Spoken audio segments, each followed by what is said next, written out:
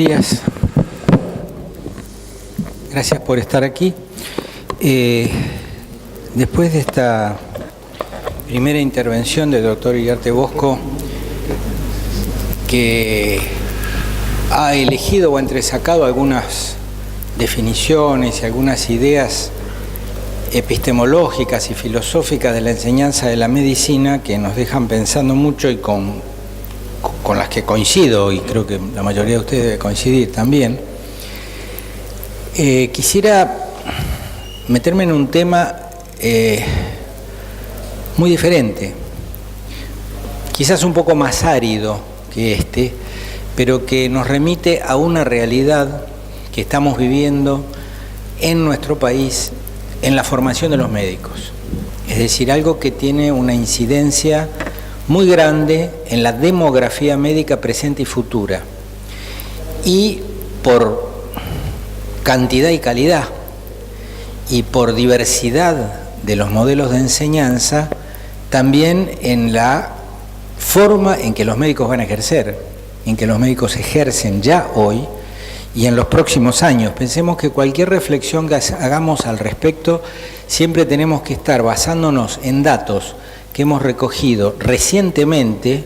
Cuando digo recientemente, en general, para que sean útiles en este tema de la demografía médica, tienen que estar comprendidos en los últimos 5 años, y con los cuales vamos a pensar qué hacer para enseñar la medicina a gente que va a ejercer dentro de 10.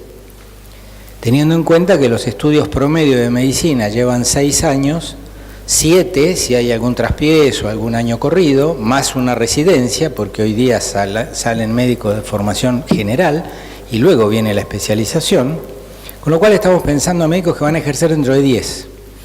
Cuando ellos empiecen a ejercer, seguramente se va a haber modificado francamente, dada la velocidad que se viene observando, el panorama de la demografía médica, las formas de atención y hasta el tesaurus de conocimientos médicos.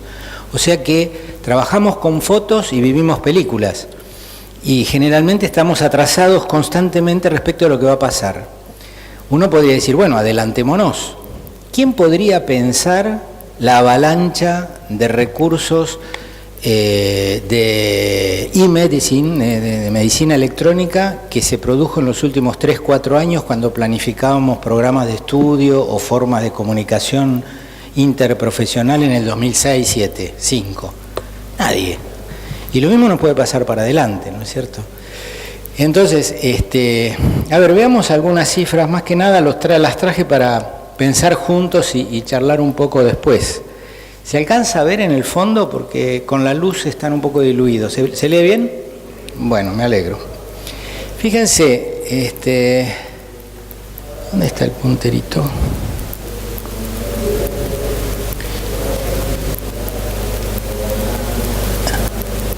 ¿El puntero cuál es?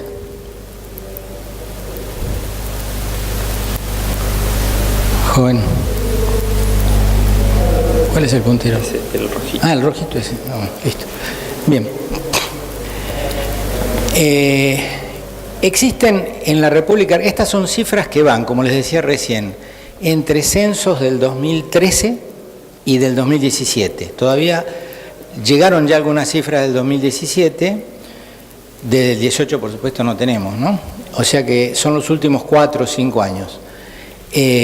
Aquí tenemos datos del 2012 que se publicaron en el 13, entonces datos que fueron del 2001 al 2010 y otros del 2013. La cantidad total de médicos en edad activa en la Argentina es de 160.000. El total de la población estimada en el 2012 era de 41.281.000. En este momento la proyección al 2018 está cercana ya a los 44 millones, 43.600, algo así en la proyección. En aquel momento la relación médicos cada 1.000 habitantes era de 3,88. Argentina, que es uno de los países más grandes del mundo, tiene una densidad de población muy baja. Está en el puesto 23 en el ranking de densidad mundial, con 16 habitantes por kilómetro cuadrado. ¿Se acuerdan ustedes lo que dijo Ortega y Gasset cuando vino acá? Un país con 3 millones de kilómetros cuadrados y 30 millones de habitantes, más que un país, es un paisaje.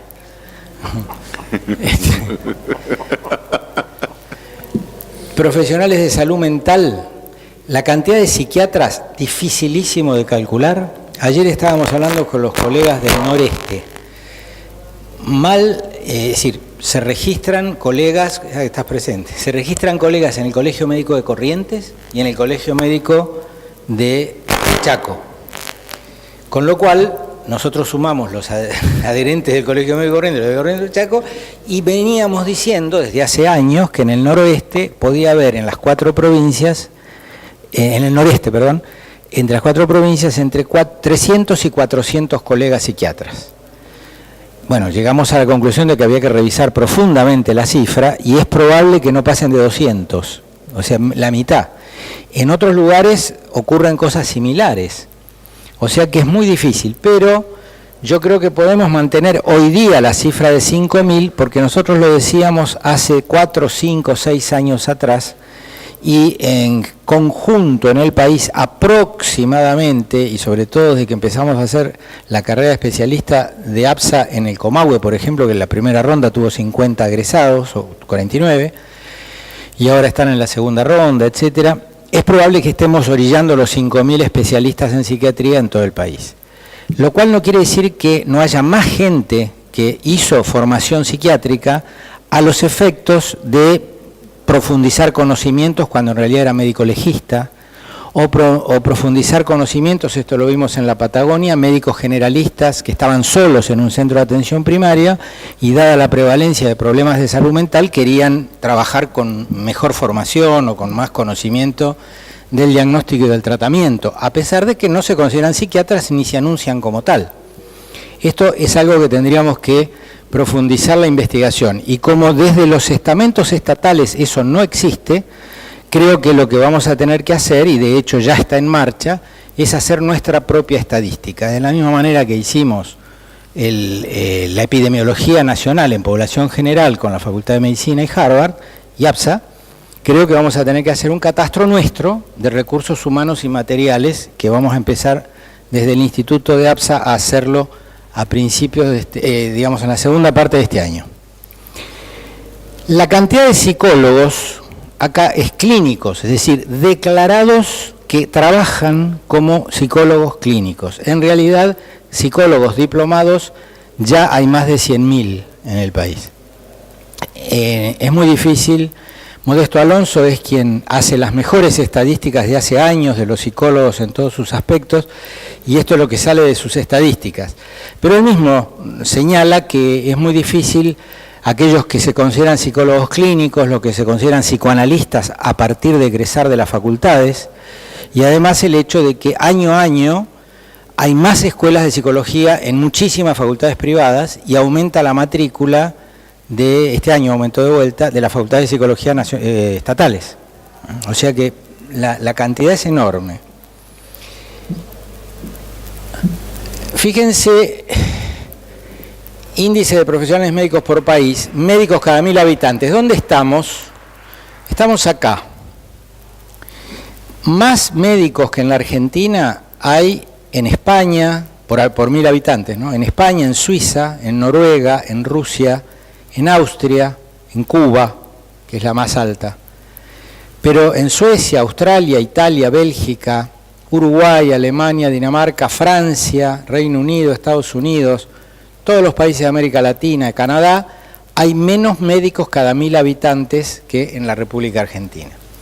Uno podríamos decir que estamos mejor que Canadá, por ejemplo, que estamos mejor que el Reino Unido o que Francia. Francia está catalogada como el mejor sistema de salud pública después de Cuba en el mundo, por la Seguridad Social francesa y lo que cubre la Seguridad Social. Quiere decir que nosotros en cuanto a recursos humanos estamos mejor. Es también muy difícil de precisar. Muy buenos los médicos argentinos cuando uno compara la cantidad de éxitos y de rechazos en las oposiciones a presentaciones de becas internacionales o puestos internacionales. Tenemos un muy buen resultado de los chicos que se presentan. Pero hay dos cosas que sí pueden observarse, y esto lo estuvimos charlando con la gente de recursos humanos del Ministerio de Salud en la gestión del año pasado, con el doctor Williams, que tiene mucha, ahora se jubiló, pero tiene muy buena información. Estamos mal distribuidos por necesidad de especialista y mal distribuidos en el territorio. Entonces hay especialidades demasiado numerosas para las necesidades acumuladas en determinados lugares. Esta deformación de la demografía profesional en cuanto al lugar de atención tiene mucho que ver con los sistemas de salud, los lugares donde se oferta trabajo. Y esto es un tema importantísimo a tener en cuenta. El sistema de salud, el tipo de sistema de salud, la privatización del sistema de salud en rulo retroactivo condiciona la distribución, la demografía y los contenidos de la enseñanza médica. ¿Por qué? Por una cosa muy sencilla. El médico que enseña es un médico que trabaja. El médico trabaja en un ambiente determinado con ciertos requerimientos, con criterios diagnósticos, con consideraciones aparatológicas de laboratorios especializados, de cirugía súper tecnologizada, y cuando va al aula a enseñarle a sus discípulos cómo tiene que hacerse la cirugía o cómo se diagnostica la clínica o la endocrinología, lo hace en base a esos criterios. Y esos criterios a su vez están condicionados por el sistema de salud. Si el sistema de salud es privado, va a centrar todo su accionar, toda su evaluación, etcétera, en el mayor profit posible. Con lo cual se cierra el círculo, ¿no es cierto? Y se va derivando la formación médica. Cuando Iriarte hablaba de la antropología, que coincido, de ciertos principios filosóficos, genera entre esta corriente de pensamiento de los docentes y los otros docentes que estas cosas no las toman en cuenta, no las piensan, porque es cierto, por ser docente no quiere decir que se piense todo ni bien, para nuestro criterio, obviamente, hace que haya una tensión, un tironeo muy grande, y como lo que manda allá es la práctica concreta y el ganarse la vida como profesionales, nosotros quedamos bastante debilitados en el grado con nuestro discurso. Esta es una opinión que me parece verificar, por lo menos en la UBA y en nuestro concierto de profesores ocurre.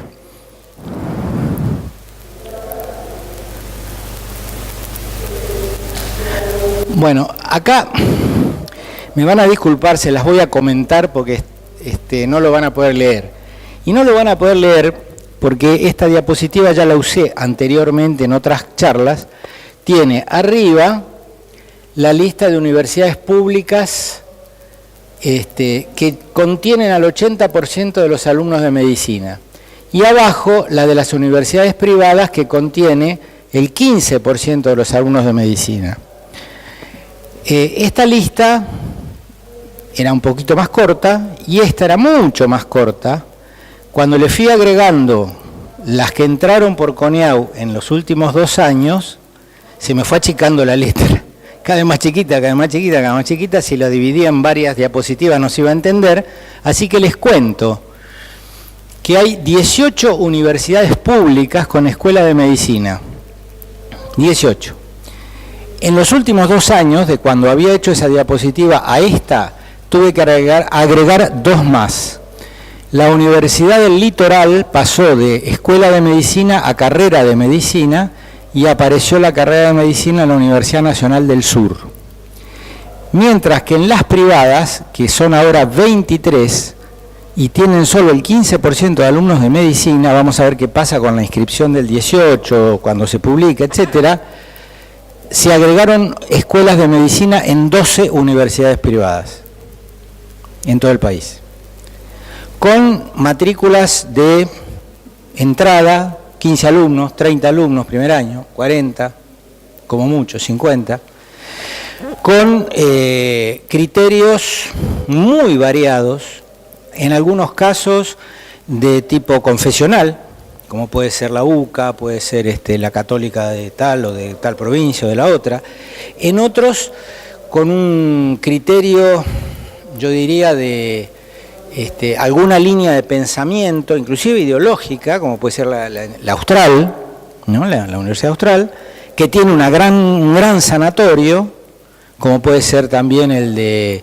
ya estaba el de los adventistas en Entre Ríos, que tienen un gran sanatorio, entonces abren una escuela de medicina. Británico abre una escuela de medicina, el Hospital Italiano de Córdoba, y así. Tienen una gran clínica, a veces estas clínicas responden a directorios privados y agregan una carrera de medicina. Y en otros casos uno se pregunta realmente cuál es la intención o el objetivo, etcétera, cuando, por ejemplo, aparece la Universidad FASTA, que por más que intenté averiguar qué era, no lo pude aclarar. Y, por ejemplo, también en la abierta interamericana, pero sobre todo me llamó la atención, ¿dónde está? El UCES, que es la Universidad de Ciencias Sociales y Económicas, qué sé yo, bueno, por ahí está. Es decir, los criterios, yo soy evaluador de CONEAU, los criterios que nos piden evaluar con las planillas de CONEAU son criterios genéricos. Si hubo concursos, si no hubo concursos, si están planificados concursos, cuántos de los que enseñan tienen doctorado, magíster, cuántas horas hay, cómo son los programas escritos, cómo es la biblioteca, cuántas horas de práctica se le va a dar a los alumnos, etcétera, etcétera. Después los alumnos también llenan planillas para verificar o contraverificar, ¿no es cierto?, que lo que dicen las autoridades son ciertas, ¿no es cierto? Bien. Pero hay cuestiones que tienen que ver con la ideología médica, las cosas de las que hablaba Iriarte, ¿no es cierto?, que tienen que ver con la ideología médica, que no son consideradas. Uno las puede hablar en la entrevista que tiene con los directivos, después es muy difícil volcarla en las planillas porque no están los campos para meter este tipo de opiniones. Y aun cuando metiera uno ese tipo de opiniones, la decisión de los pares evaluadores no es, si ustedes sabrán que no es, ¿cómo se llama?, vinculante con la decisión de la Asamblea de CONEAU, en la cual hay personas representantes de poderes políticos, académicos, etcétera, etcétera, ¿no? El Congreso, diputados, senadores, Ministerio de Educación, etcétera. O sea que hay muchísimas cosas que entran en juego y muchos de los que están en ese nivel de decisión son simples egresados, diputados o senadores, por ejemplo, que en cuestiones de la epistemología médica no necesariamente las saben o las conocen, se fían por los consejos de los asesores. ¿Cómo van a saber de epistemología médica, epistemología del derecho, epistemología histórica, epistemología sociológica? Es imposible, ¿no es cierto? Entonces, no hay manera, yo creo, es mi opinión, de evaluar la filosofía médica que está detrás de la enseñanza de la mayor parte de las escuelas. Entonces uno va por la línea, digamos, más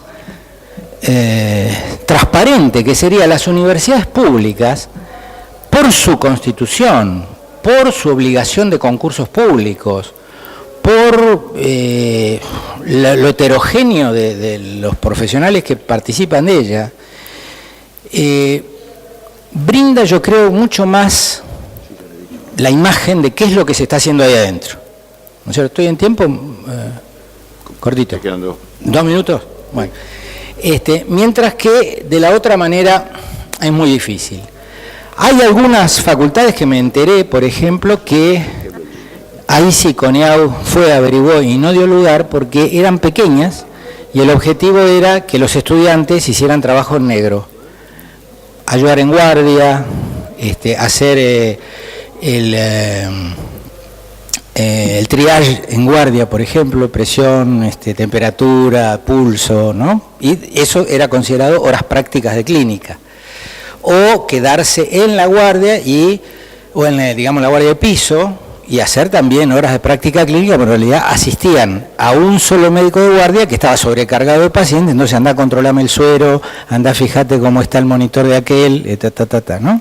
Entonces ahí sí hubo excesos que eran francamente comerciales, ¿no es cierto? Bueno, con esas cosas nos tenemos que ver, y lo que yo me pregunto, ¿cómo va a funcionar la demografía médica en 5 o 10 años cuando 15% de alumnos que egresan vaya creciendo cuantitativamente y esté trabajando en distintos lugares, que muchas veces brindan servicios de prepagos, etcétera. Todo esto me parece que es algo que debemos reflexionarlo profundamente, porque tengo la impresión de que no tenemos conciencia clara de qué está pasando, como muchas cosas que se desorganizan y se desmadran, ¿no es cierto?, en nuestro país y en nuestra formación universitaria, y nos vamos a encontrar con un dolor de cabeza de acá a años en adelante. Profe. Sí. Bueno, esto era una placa, simplemente me tomo medio minuto más para contarles. La feminización de la currícula médica, que sigue creciendo. Fíjense, en el 2011 estaba en el 2002 55, en 2011 63%, 2014 15, 66, 38. O sea, en 3 años aumentó 3%, y esto repercute en que las chicas muchas veces no toman determinadas especialidades, sobre todo las muy cargadas de guardias, horarios cambiantes, por la crianza de hijos. Entonces, en Buenos Aires, por ejemplo, hubo algunas especialidades con muchas guardias, con mucha carga de guardia, que quedaron vacantes porque no hubo candidatos. Bueno, egresados 78% de las estatales y 21% de las privadas, en este caso, que es la última estadística, 14-15. Fíjense, un 21%, o sea, de cada 100 médicos, 21 egresan de ahí. La masa que va a representar esto en 5 o 10 años no es menor. Hay que tomarlo muy en cuenta. Bueno, y las siguientes, y simplemente les iba a contar o a comentar, pero no tienen mayor importancia, los programas que usamos en la UBA.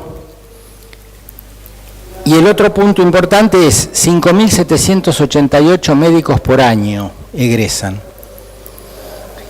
Es mucho más alto que el número de médicos que salen del trabajo, con lo cual hay un crecimiento vegetativo constante. Esa cifra que mostrábamos nos va a acercar a Cuba y lo vamos a terminar pasando a Cuba.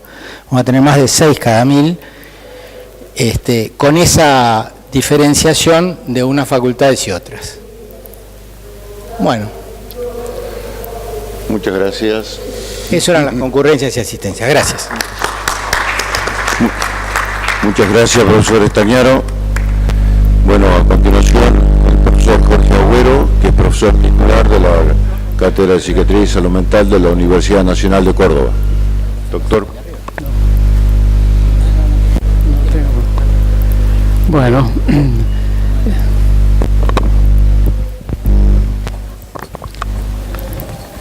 Bueno, primero muchas gracias por la invitación a APSA, a las autoridades y a los organizadores del Congreso. Me da tanto gusto y placer compartir con ustedes esta mesa, Ángel, el doctor Uslén y el profesor Estañaro y el profesor Iriarte. Y debo decir que escucharlos a ambos ha sido muy bueno, porque ninguno de los datos que han dado han sido inocentes, sino que detrás de eso hay toda una concepción filosófica, antropológica, cultural, epistemológica, que espero poder aportar algo con económica y política, sí señor, aún hasta de geografía económica y política, ¿cierto? Por la distribución, ¿sí? Así que puedo hacer algún aporte, aunque lo mío es un poquito más amplio, pero en el sentido de no tan ceñido con datos tan estrictos. En el 33º Congreso, el subtítulo que nos dice el cuerpo en la psiquiatría de lo biológico social, me he inspirado un poquito en eso para pensar que los cuerpos están de los dos lados, sobre todo en la enseñanza. Están los cuerpos de los pacientes, pero están los cuerpos de los que practican y a quienes enseñamos o a quienes transmitimos. Entonces, ambas, todo aquello que hablemos de lo que voy a decir ahora, todo afecta a ambos. Están al mismo tiempo afectados quienes practican la psiquiatría de quienes, no sé cómo decirlo, casi voy a decir lo sufren, sino son el objeto en el estudio. Cada ratito. Muy bien. Me oriento en esta presentación en una frase del filósofo Spinoza, que ya tomó el profesor Iriarte, que cobra actualidad al hablar de la enseñanza de la psiquiatría y de la salud mental en esta época en las universidades. Es cuando él habla acerca del intelligere y dice así: no reír, no lamentar, no maldecir, sino entender. Básicamente, cuando Spinoza habla de su intelligere, se refiere a que no hay una relación única y unívoca entre los instintos, armónica y universal, sino que hay relación de los instintos entre sí y conviene entenderla, con todo el peso y en todos los sentidos que podemos usar la palabra entender. El estructuralismo se planteó como una crítica en su momento a la fenomenología, tal como era presentada en ese momento por Maurice Merleau-Ponty en la fenomenología de la percepción o en el existencialismo de Jean-Paul Sartre. Fue así que Michel Foucault se mantuvo a través de su obra Las palabras y las cosas en una postura crítica respecto de la inspiración fenomenológica. En los años 60 se nos presentó un binario muy interesante: fenomenología versus estructuralismo y la idea de superación de uno al otro. Podemos decir incluso que el estructuralismo en esta acción de crítica a la fenomenología se presentó como una transición para volver a aquello mismo que la fenomenología criticaba, lo que llamaba el cientificismo. Quizá debiéramos ver hoy dónde anida, dónde está ubicado, quién o quiénes, o qué concepciones y o técnicas se arrogan este pretendido cientificismo cuando hablamos del campo de la psiquiatría y de la salud mental. Al mismo tiempo, el sector del estructuralismo que rechazó el cientificismo encuentra su lugar en un campo de exploración que se ejerce bajo el nombre de postestructuralismo y en Estados Unidos específicamente ha derivado en un trabajo bajo un nombre equívoco que se conoce como los Cultural Studies. El cientificismo se desprendió de este residuo del estructuralismo, dejándolo de lado en este campo abierto, o sea, del postestructuralismo. Paralelamente, a partir de distintas concepciones, existe el intento, bajo el ideal de cientificismo, de acercar lo más posible las producciones del conocimiento en el campo de lo psi a lo científico. Se han tornado fundamentales, tanto como su denegación posterior. Es decir, creamos una cosa para inmediatamente denegarla. Por ejemplo, proponer en fórmulas matemáticas universalizantes y abarcativas los cuadros sintomáticos que se presentan es algo que se propone como muy atractivo en el campo del pensamiento. Se decía entonces que el matema acentúa en el campo del pensamiento lo que llamamos el nonsense. A esta palabra nonsense conviene darle el sentido justamente que se le da en el francés, es decir, lo que se describe como ausencia de sentido o como un no tener sentido. En este momento me gustaría presentarles cómo pienso, cómo se caracteriza la subjetividad de nuestra época, por lo que hablaba de los cuerpos. La subjetivación en el siglo XXI, según entiendo, está dominada por lo que llamamos una dessubjetivación.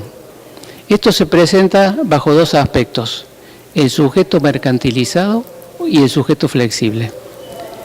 Se demuestra por sus efectos que devienen del enlace entre el capitalismo y la ciencia.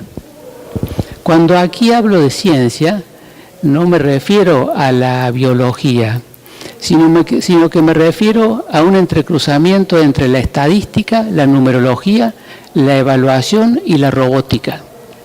Se verifica una conexión permanente a Internet, podemos verificarlo permanentemente, en una hiperconexión que trabaja más allá de las personas y haciendo uso de ellas.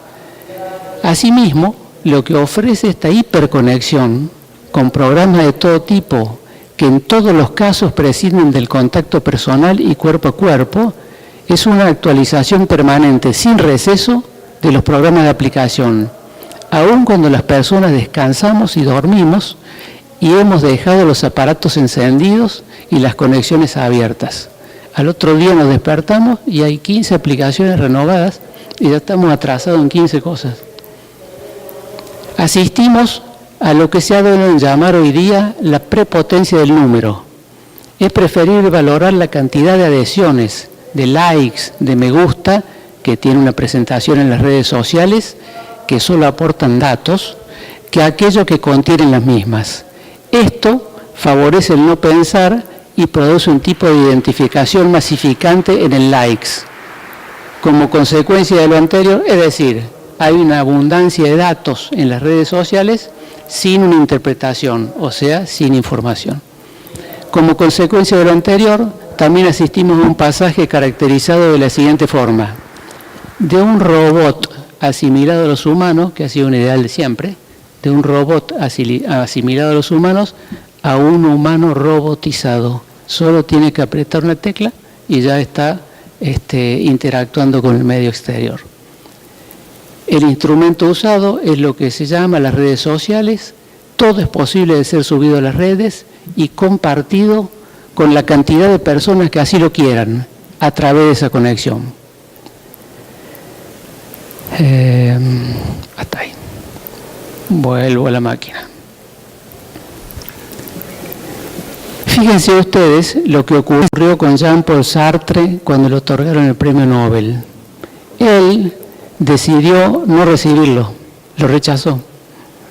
En una comunicación que le hace Sartre a Simone de Beauvoir, le dijo que lo rechazaba para no ser comparado. Es decir, podemos interpretar que no quería ser clasificado bajo el mismo instrumento de medida que otros escritores. O para decirlo más claramente, él no quería ser como otros escritores, o más bien, él no quería ser otros escritores, sino que tenía su singularidad y que le parecía que ésta era más importante que aparecer como igual a los demás escritores. Todo eso estaba detrás del rechazo de Sartre al premio Nobel. Este rechazo también se funda en cierto absoluto de la conciencia. Asimismo, podemos decir que si bien hay personas, como es este caso, que cultivan lo absoluto, del lado de enfrente están quienes cultivan lo relativo. Y aquí, lo relativo, por eso lo traigo, toma todo su valor de la cantidad, de la cuantificación, y aparece como tan potente como para hacer frente al valor del sin igual representado en el ejemplo de Sartre, a tal punto que el sin igual podría ser perfectamente sobrepasado. La evaluación de hoy día es un ejemplo de este sobrepasamiento por encima del sin igual. Lo que funda la neuropsiquiatría, podemos decir, es el recurso que encuentra en la evidencia de la realidad física, fundamentalmente estructurada como la extensión cartesiana, llamada, como saben, partes extrapartes, partes afuera de las partes, sin superposición, sin encabalgamientos, una extensión y en cuyo interior ocurren todas las interacciones que ustedes quieran. Esta forma de pensamiento es precursora de un concepto de uso muy común llamado actividad psíquica. Llamamos actividad psíquica a lo que respondería a interacciones moleculares en la extensión partes extrapartes, es decir, al estilo o como si fuera la sombra de las interacciones que ocurren en la realidad física. Se plantea así una duplicidad muy interesante. Por un lado, hay una actividad psíquica ideal, calcada de las interacciones que suceden en la actividad física. Y por otra parte, hay aquello de lo que se trata realmente en lo concreto de la existencia, a lo que puede accederse en la medida de la existencia de las palabras, de una cadena de palabras que se despliega en el marco de una relación terapéutica que es particular y que ofrece un panorama sustancialmente diferente al ofrecido por la llamada actividad psíquica.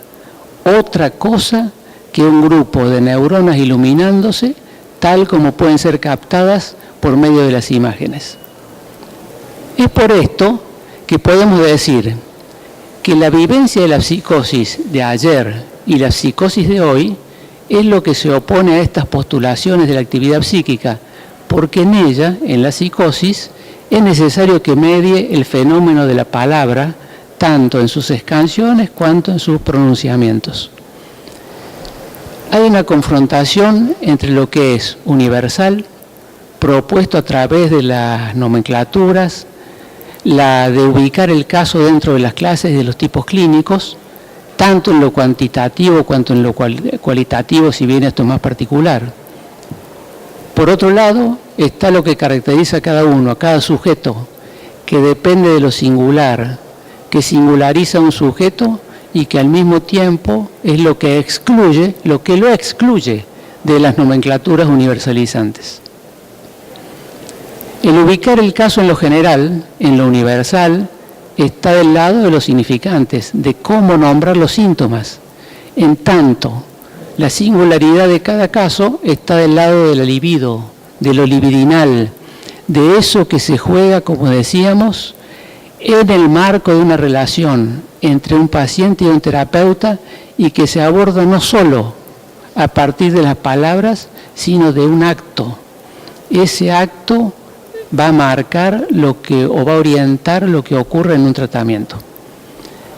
Permítame entonces, luego de decir estas cosas generales como marco general, una vez caracterizada la época y la subjetividad, aunque sea de manera sintética, que le formule una serie de propuestas para transmitir esto a la enseñanza.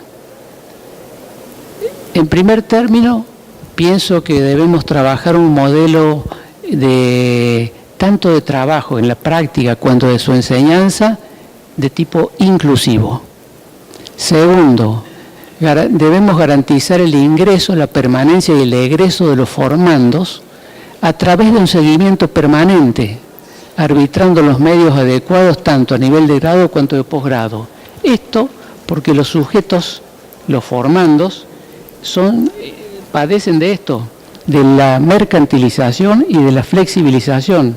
Un sujeto se guía más por la cuestión monetaria, creo que lo decía recién Juan Carlos, por eso debemos pensar qué va a ocurrir cuando aumente la matrícula de los egresados, cuando aumente la cantidad de egresados de universidades privadas. Y también de la flexibilidad, se puede estar 3 meses en un trabajo, o se cambia inmediatamente de la empresa que hace los controles médicos, y ya cambiamos de nuevo, y el sujeto tiene que adaptar su cuerpo a eso. En tercer lugar, fomentar las investigaciones sobre problemáticas de salud socioculturales. Cuarto, la inclusión de la práctica en nuestro campo, PSI, en lo que llamamos la práctica final unificada. Acabo de asistir a una mesa anteriormente a eso de la Universidad de Tucumán, Santiago del Estero y Jujuy. En la práctica final unificada, ¿eso qué quiere decir? No en la práctica final obligatoria, unificada con otras disciplinas, que el psiquiatra pueda realizar su práctica en la medida que hay otras disciplinas de la ciencia de la salud al lado. Entonces, fomentar la inclusión de nuestro campo PSI en la práctica final unificada, garantizando una doble supervisión en el campo del trabajo y en lo académico, y a nivel disciplinario e interdisciplinario. Quinto, ingresar las cuestiones de salud mental en los programas de bioética aplicados a la investigación. Sexto, crear o fomentar o favorecer las bibliotecas y la plataforma electrónica de enseñanza a distancia. Séptimo, sostener fuertemente la formación en la disciplina y preparar los formandos para interaccionar interdisciplinariamente. Octavo, fortalecer la estrategia de enseñanza de aprendizaje horizontal entrecruzada con la estrategia vertical.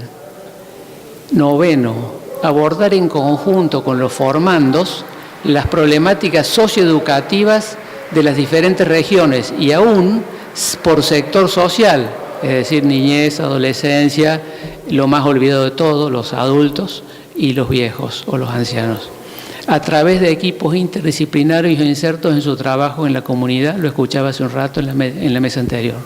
Y finalmente, décimo, relación y articulación entre quienes producen el conocimiento y quienes lo transmiten y enseñan. Que no esté eso desarticulado, porque si no quienes lo transmiten se hacen repetidores y críticos de quienes lo han producido. Bueno, hasta ahí, muchas gracias.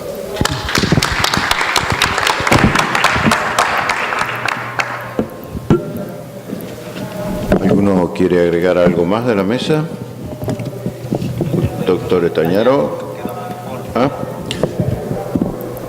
Bien, abrimos el debate. ¿Alguien quiere hacer preguntas, aportes, dudas, acuerdos, desacuerdos?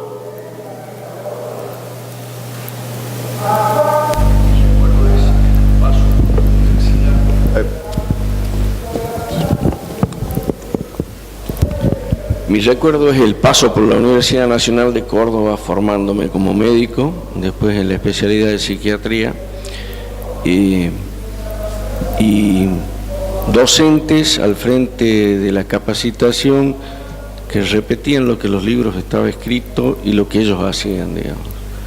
Esto es mirar hacia adelante, mirando un pasado y un presente y tratar de volcar de una manera diferente el saber y el proceder. Esto es hacer ciencia, lo otro era repetir historias, pero son momentos históricos que van aportando al surgimiento, ¿no? Estoy muy contento de haber participado de la escucha de las presentaciones de ustedes, porque esto no se hacía antes, ¿no? A mí me hace sentir absolutamente vivo, porque aquello era solo repetición. Muchas gracias a todos, muy amables.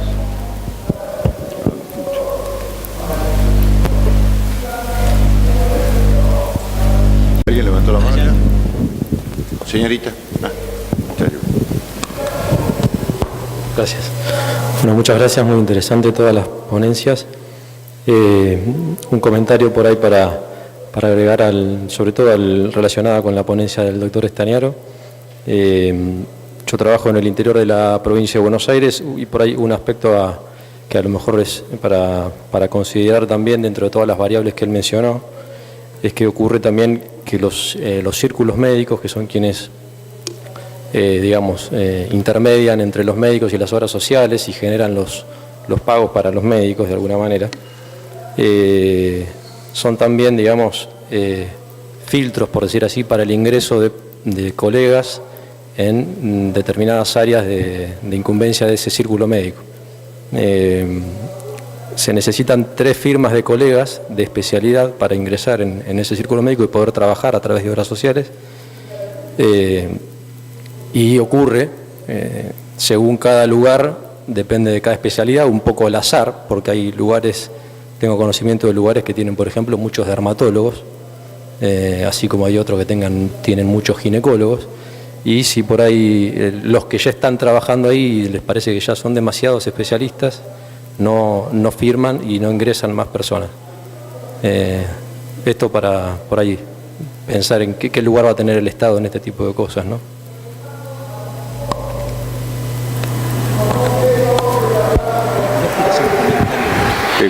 Sí, adelante. Sí, puedo.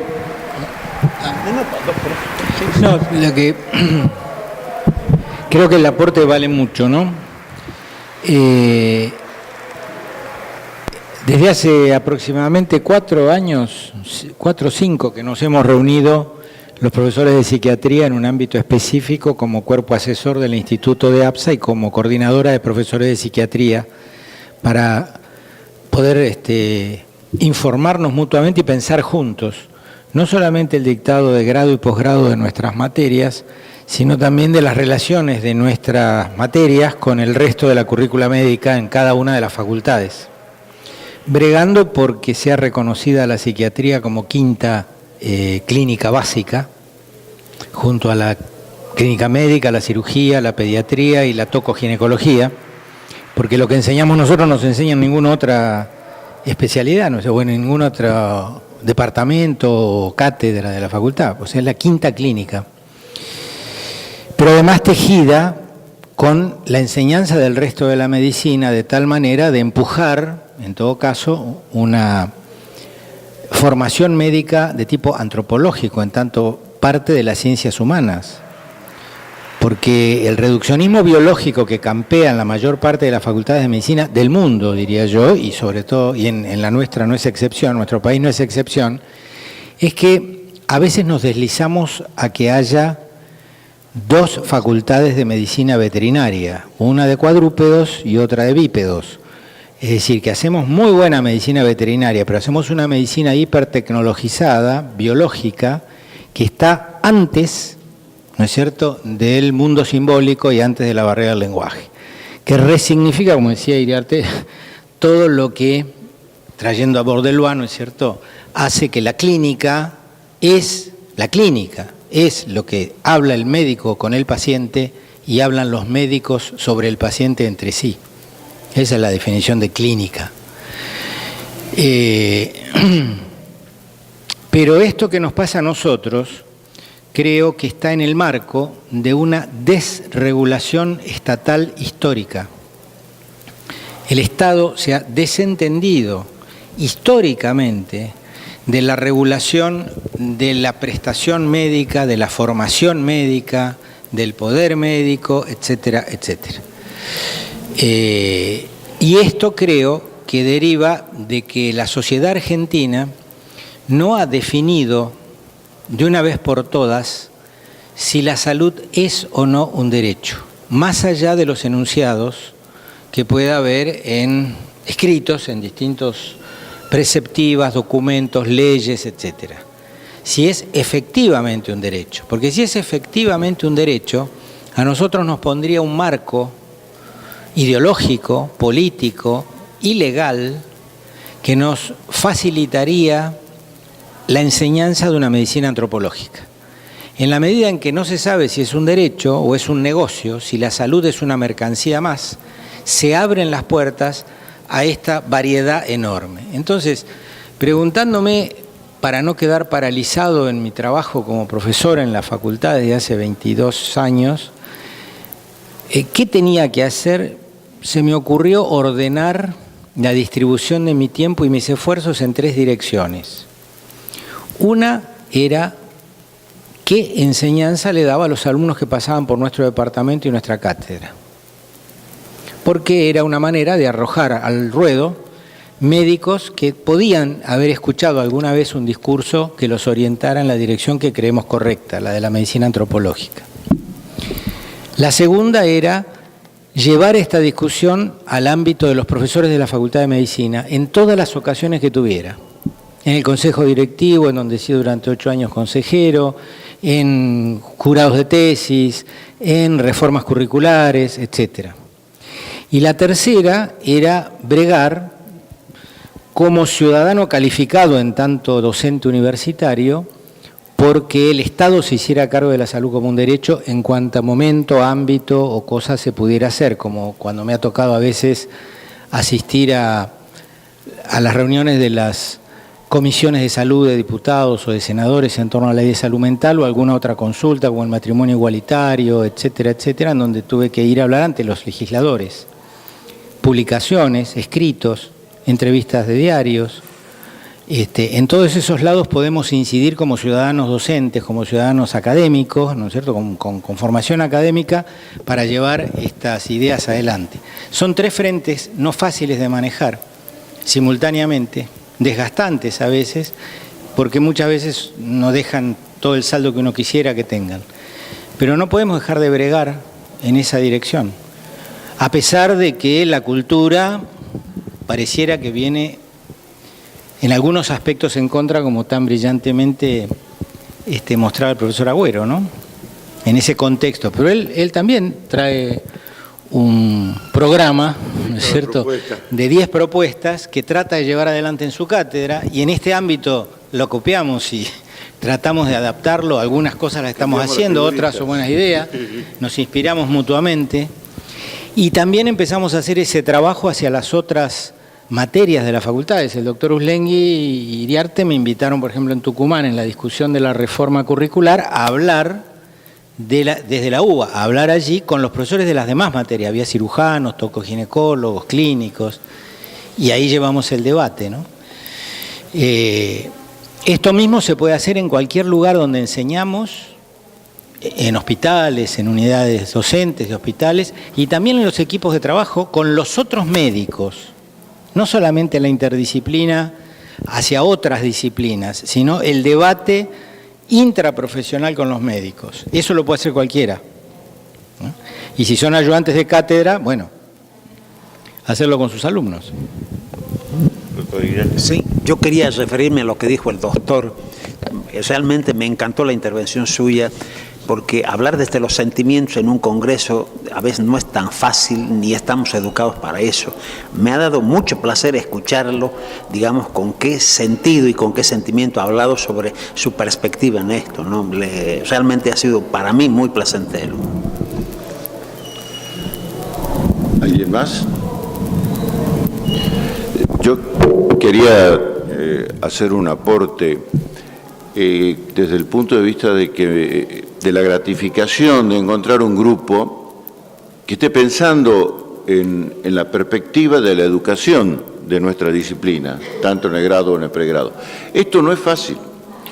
Fíjense ustedes que nosotros lo que reclamamos de la falta de reflejo de políticas o en los presupuestos para la educación se da paradójicamente también en el mismo interés que nosotros tenemos hacia la educación. El que ustedes estén acá presentes reflexionando sobre las perspectivas de la educación de nuestra disciplina es muy importante, y nosotros necesitamos que esto repique en los distintos lugares. A su vez, la construcción de este espacio entre las distintas cátedras no es fácil, es muy complejo, y necesitamos del aporte de todos ustedes que nos retroalimente. Nosotros intercambiamos tecnologías operativas que son muy distintas porque provenimos de regiones muy distintas. Por ejemplo, la UBA, si nosotros conversamos e intercambiamos, tiene ingreso irrestricto, lo cual, no, nosotros no tenemos. Nosotros no, Tucumán no tiene ingreso irrestricto, porque a pesar de la ley, la Facultad de Medicina hizo un amparo ante la Justicia Federal porque un ingreso irrestricto con la carencia de recursos significaba un desmedro en el derecho ¿de quién? Del usuario o del paciente, o como le queramos llamar, porque si la calidad del médico, la calidad del producto era mala, afectaba a quien demandaba de sus servicios. Bueno, en base a eso, sintetizando, se hizo lugar al amparo y en Tucumán sigue habiendo ingreso restricto. Ingresan 240 aproximadamente por año y egresan un promedio de entre 220 y 230 por año. O sea, la capacidad de retención es elevada. La posibilidad que tenemos cada uno de replicar lo que el compañero acá decía, de esto, del placer, del transmitir, del educar, del enseñar, es muy distinta si uno tiene una comisión de 80 alumnos a un poco lo que nosotros tenemos, el lujo asiático de tener comisiones de 8, 9 y a veces 5 o 6 por cada jefe de trabajos prácticos. Entonces, eso nos da, eso también en algún momento tenemos que discutir con qué recursos tenemos que efectuar la transmisión de nuestra disciplina, que debe ser necesariamente inserta en el médico general. No puede haber un médico general hoy que no maneje aspectos básicos de la psiquiatría clínica y que maneje el aspecto de la salud mental desde el punto de vista de la inserción en las otras disciplinas. Un eje vertical y un eje transversal. Y bueno, creo que las propuestas del profesor Agüero son para que las reflexionemos, y sobre todo este tema de la práctica unificada con otras disciplinas. Es una muy buena estrategia. Quizás, Jorge, yo plantearía primero solidificar nuestra inserción en la práctica final obligatoria de nuestras propias facultades, ¿no es cierto?, para recién poder acceder al intercambio con las otras disciplinas. Por una razón básica, si no nos hemos integrado con clínica, con cirugía, con pediatría o con gineco-obstetricia, primero, si abrimos el campo, eso es un punto para discutir, después va a ser mucho más difícil. Esa es la estrategia que nosotros nos hemos fijado en Tucumán, ¿no es cierto?, que en realidad no somos en realidad no es un concepto de cátedra, es un concepto de asignatura. Es una asignatura que se divide en 2 cátedras, por lo tanto hay un coordinador del cursado cuatrimestral, que es la doctora Hansen, y un coordinador del rotatorio, que es el doctor Iriarte. Bueno, esto da para mucho más. Pero creo que estamos... no, si todavía nos quedaban unos minutos. ¿Algo más? ¿Alguien quiere aportar? Sí, si me permitís, Ángel. Sí. En Córdoba, en la Facultad de Ciencias Médicas de Córdoba, que tiene 7 escuelas, una de ellas sería medicina, en fin, nutrición, kinesio, todo eso. Y como ocurre en nuestro país, que me parece que es lo que decía Juan Carlos ahora, no es como en otros países que se respetan las instituciones, sino son las personas. Entonces, en la PFO, práctica final obligatoria, cambió el jefe, se jubiló el que estaba, cambió el encargado, el profesor titular de la PFO, y nos sacó directamente a la salud mental, nos sacó y por 5 o 6 años estuvimos afuera. O sea que es peor de lo que vos dices. Claro que sí, que tenemos que tratar de interactuar con la disciplina, con las otras especialidades médicas, pero me pareció como una estrategia mucho más amplia del campo de la salud, donde hay un poco de mayor inserción, donde lo cultural ingresa sí o sí. Acabo de ver en la televisión que ha sido una persona que maltrató y mató a su mujer, que fue disculpado, como se llame, por ser obeso, que no podría haberlo hecho nunca por la obesidad. Esos temas ingresan no por el lado médico, sino ingresan por las otras partes de la salud. Entonces, en ese sentido, lo dije como estratégico, pero vos tienes toda razón en lo que dices. Bueno, el desafío... No, quería mencionar una cosa para terminar, porque creo que quedan 2 minutos nomás. Sí, quedan 3 minutos.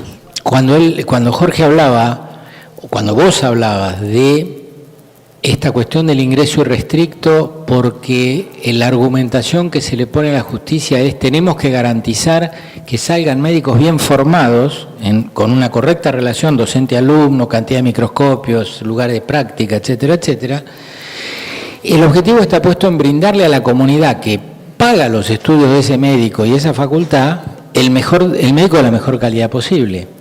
Eso está en tensión con otro planteo que vos sabés perfectamente que se discute en muchas facultades, en la mía particularmente, de que tiene que ser irrestricto, que tiene que ser libre, que tiene que ser inclusivo, y todo aquel que sienta el deseo de estudiar medicina tiene que tener un lugar.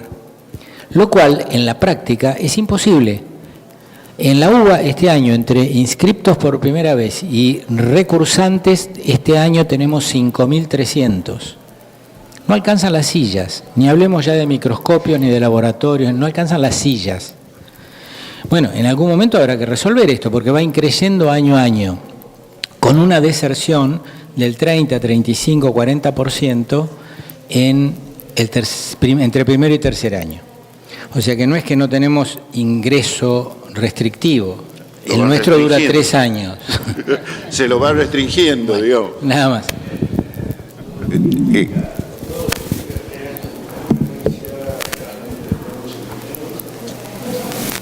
Sí, miren ustedes cómo de pronto se amplía. Quizás, bueno, el año que viene podemos centrarnos en estos aspectos. Creo que ya no está dando tema para la mesa del año que viene, a la cual desde ya están invitados.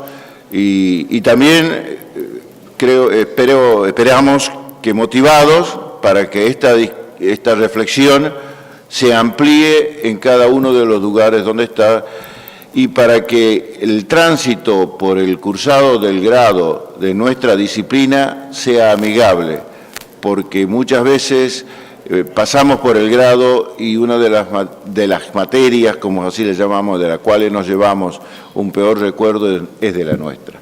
Así que eso es el objetivo, digamos, que hay que cambiar. Calidad en la prestación que brindamos dentro de nuestras universidades públicas.